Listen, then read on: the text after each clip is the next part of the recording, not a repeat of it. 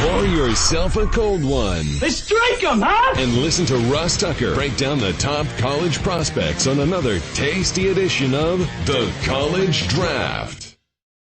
Yeah, it is Daddy Soda time here on the College Draft podcast. And boy, oh boy, we've got the college football playoff semifinals on Friday.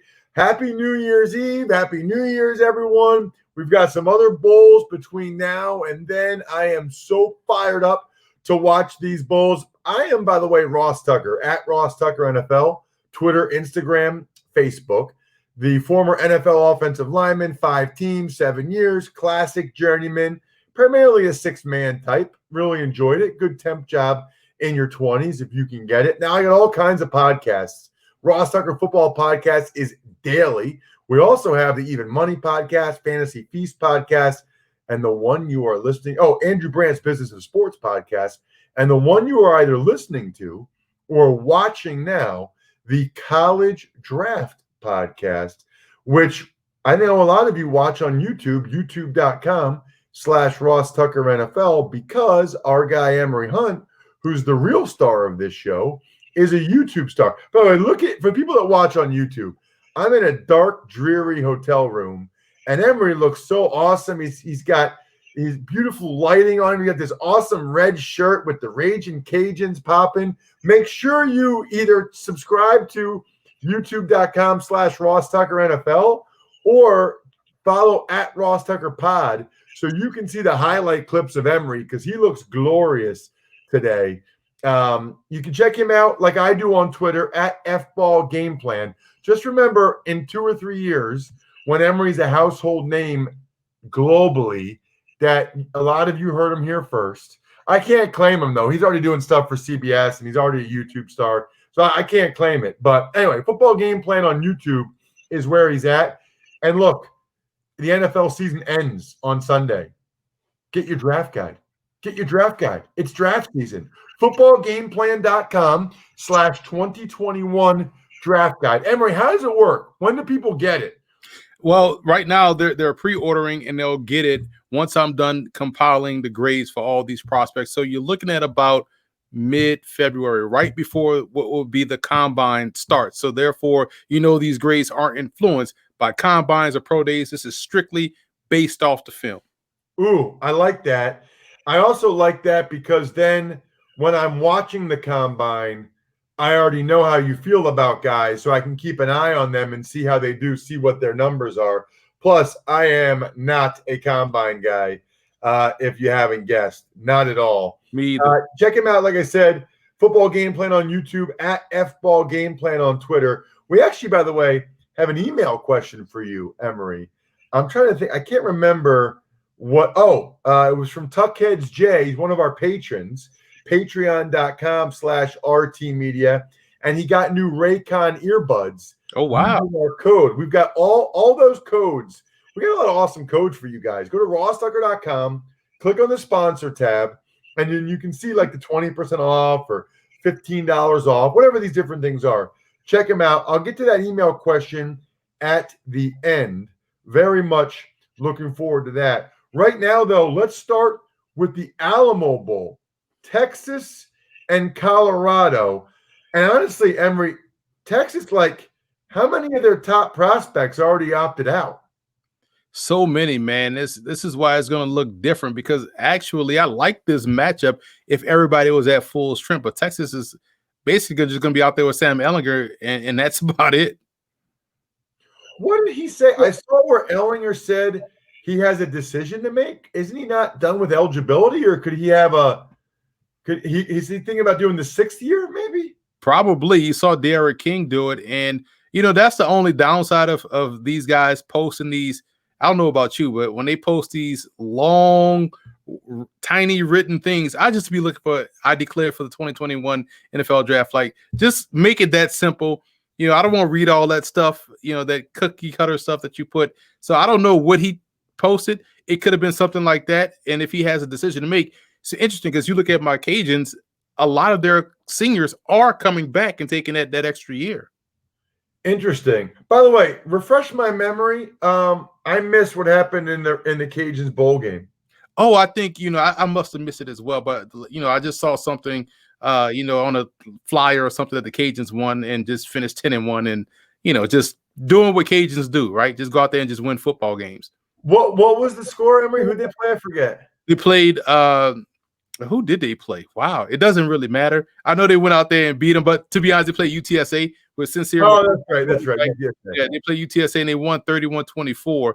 A really good game, and shout out to UTSA for their coach wasn't there because of COVID, and they missed a lot of guys because they missed their 2 starting linebackers, which is not what you want to hear when you're facing a team that can run the football like the Cajuns. But they went out there and had a lead in that game and competed really well.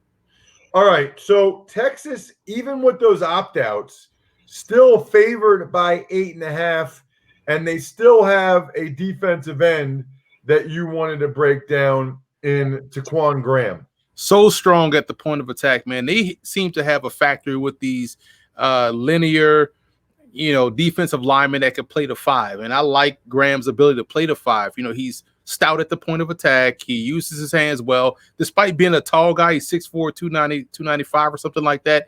He uses his length properly. So, he's not playing with bad leverage or playing too tall. And so a guy like that up front really can hold his own at the point, which makes the run game for Colorado a little bit difficult. For Colorado, let's break down linebacker Nate Landman. Listen, I am a fan of his, and I hate to use comparisons because people will instantly think they are 1-1. But stylistically speaking, he plays a lot like Vanden Bosch for the Cowboys. And I know a lot of it is the horse collar and things like that. But dude finds a way to get in between himself and the football. He's a great form tackler, solid in space, and when you're always around the football, to me, that tells me a lot about your instincts and your football IQ and your ability to get there despite not being athletically gifted as far as, Vanden Bosch was or Vander Esch was coming out of college. So I think, that dude is the classic linebacker for today's game. I liken him to Vander Esch, my mistake, and what he plays like. Okay, Texas favored by 8.5. Emory, what do you think? Taking Colorado on the points, man. Big fan of what Colorado did this year. No one talks about how great of a job he did. Nearly had them in the Pac-12 title game. And I think they'll take care of business of a depleted, opted out Texas roster.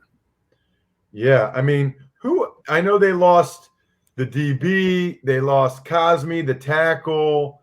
They lost a bunch of guys there. All right, so let's move on then.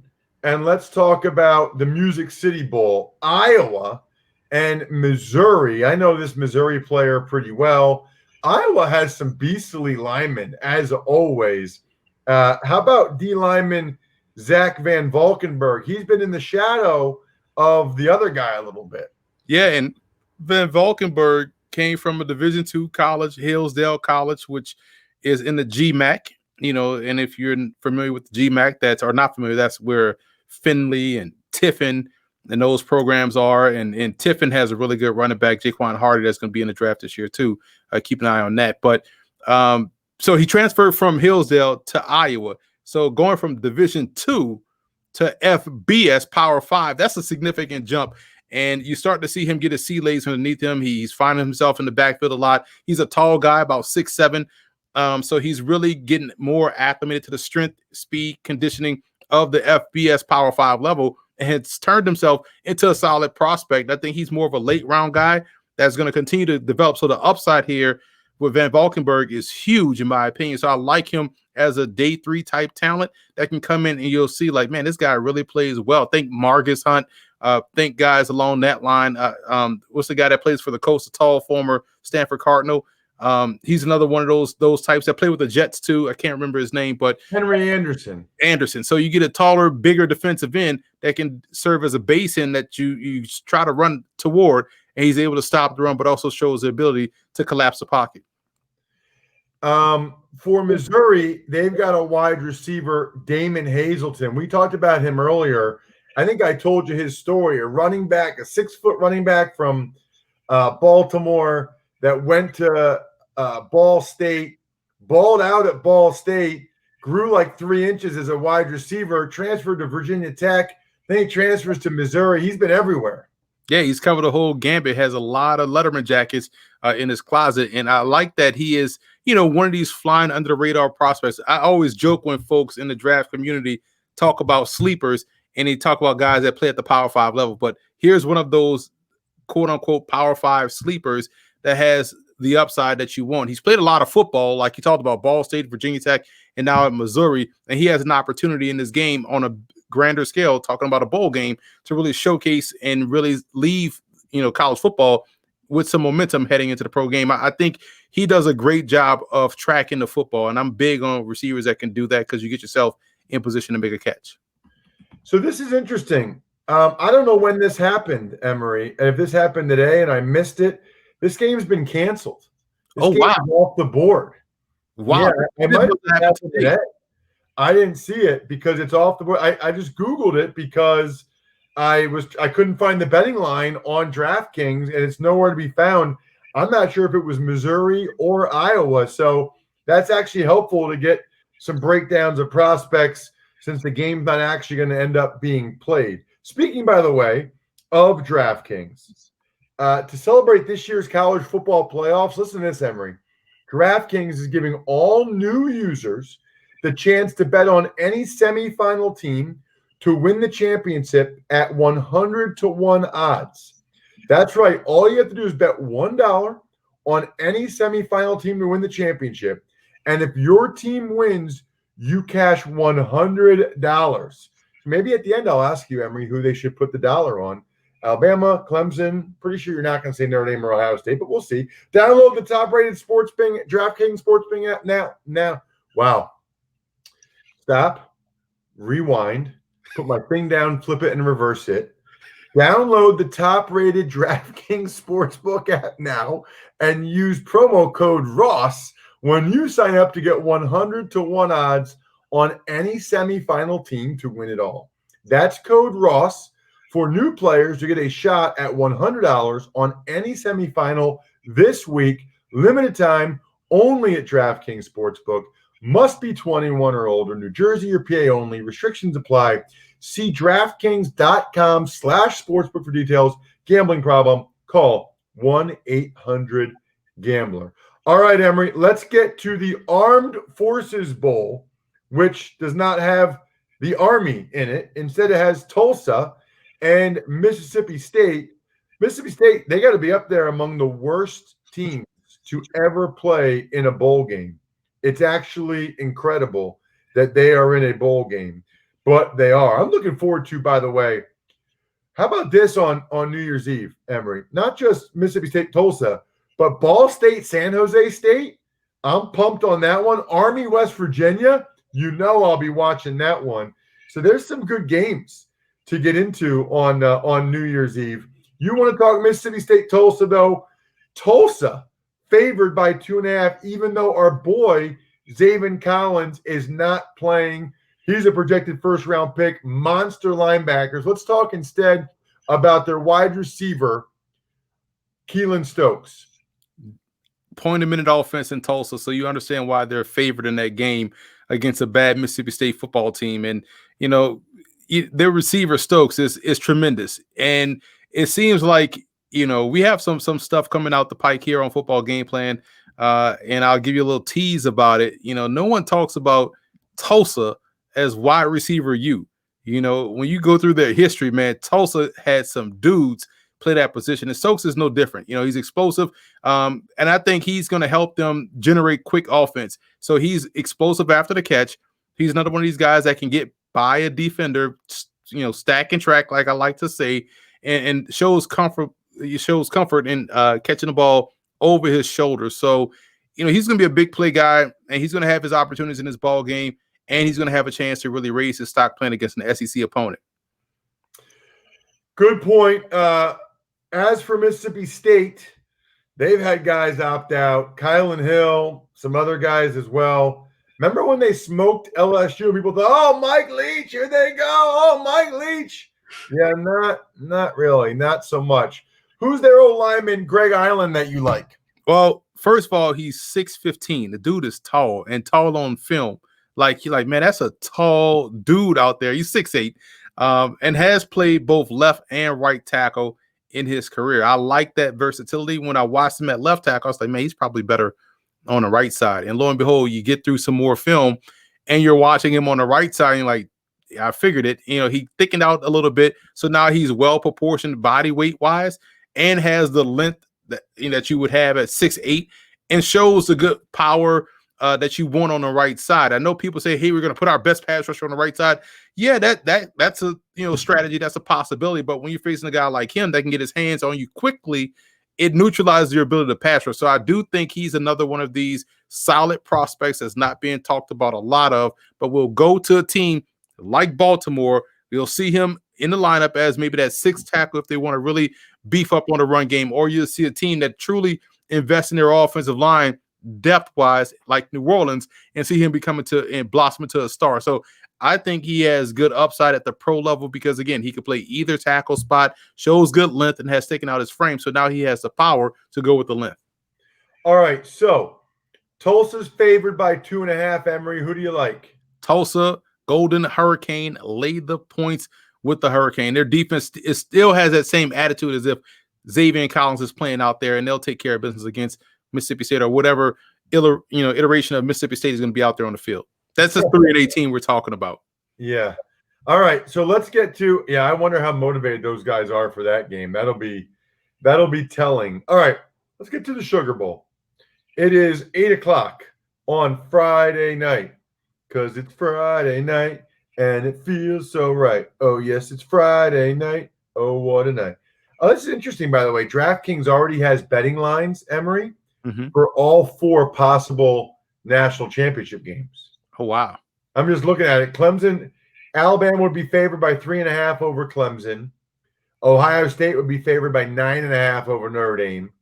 Clemson favored by 17.5 over Notre Dame. And Alabama favored by 9.5 over Ohio State. So clearly, DraftKings believes that Alabama is the best team. But they got to beat Notre Dame first. They're favored by 19.5 in that one. And then they got to play the winner of Ohio State, Clemson. A lot of buzz right now, Emory, for Ohio State running back Trey Sermon, the Oklahoma transfer. What do you got on Sermon? Sermon's footwork is tremendous. And, I'm glad they finally gave him the football and stopped playing around with Master Teague. And Teague is a closer, but Sermon is one that you want to start the game and allow him to help you build the lead. Then you turn around and hand it off to Teague and let Teague just really take the soul out your defense. But Sermon has tremendous vision and footwork. They're in unison, and he's able to work front side to back side before he gets to the line of scrimmage. So he sees the field really well, and also has shown in the Big Ten championship game that he does have the ability to really rip off runs in spurts. He doesn't have the long speed per se, but he does have good 20 to 30 yard bursts, which should be enough to get you to the end zone. To me, watching him run with the footwork that he has, he reminds me a lot of how TJ Yeldon footwork was at Alabama. Like, it just kept moving, and he was able to, make moves consistently going downfield, had good balance for a taller back. I see that with Sermon as well. It's a good call. I can see that for sure. Boy, he was awesome in the Big Ten championship game. Who do you like more, Emory? Trey Sermon or Clemson running back Travis Etienne? Listen, I love speed, so I'm a side with Etienne over Sermon because Etienne has legit, get out of Dodge speed, take it to the house speed, run away from cop speed. Anything you want to use, Etienne has it in spades. And we saw this year him be much more valuable in the pass game. So I like him as a complete back. I think, him going into this season, you wondered, man, why did he come back? Because he would have been a first-round pick. I could already see him thriving with the Dolphins this year and helping lead them to the playoffs. But I could also see that next year because they would have an opportunity to draft him and really help round out that offense. So I think he's more of a complete player at this point and has explosive home run hitting speed. He's been fast for a long time. I never understood him coming back. I never will, to be honest with you. But At any rate, he did. Okay. Clemson is laying 7.5 points. Who do you like and why? I'm taking Ohio State in the points. I think this is a game and a matchup that the Buckeyes had circled on their calendar since Olave ran the wrong route in last year's game, which caused the interception and not the game tying or game winning touchdown. I can't remember exactly, but I know Olave was supposed to cut in instead of cutting out, and the ball would have hit him in the life right there in the end zone. So I think we'll see a closer game, a competitive game. These two teams knowing each other, so you'll have that commonality going into this matchup. And yeah, we'll see some tweaks here and there, but we'll see them because of the fact that they faced each other before. We'll see a tighter game, and I think this one will be under 7 points. Got it, man. I hope you're right. I want a good game. That's what I want more than anything else. I don't care at all really who wins. I just want a close competitive game. Any chance we get that from Notre Dame? They could give it the old college try. I mean, they play a style that Alabama used to play, but Alabama's defense is built to stop this Notre Dame offense. Yes, Book will give them an opportunity because he has what Alabama tends to struggle with, a quarterback that has escapability and mobility. But overall, they're just not a dynamic offense. They're a slower down offense. They have a dynamic player, but he's the running back, which ties to their run game. So I see Notre Dame trying to take the air out of the ball. We used to call this buck ball when I was in college. Like the Tampa Bay Bucks just turn around and like bleed the clock and give it to Allstott and really try to beat you 9-6. I see that trying to be Notre Dame's strategy, but I just don't think they have enough.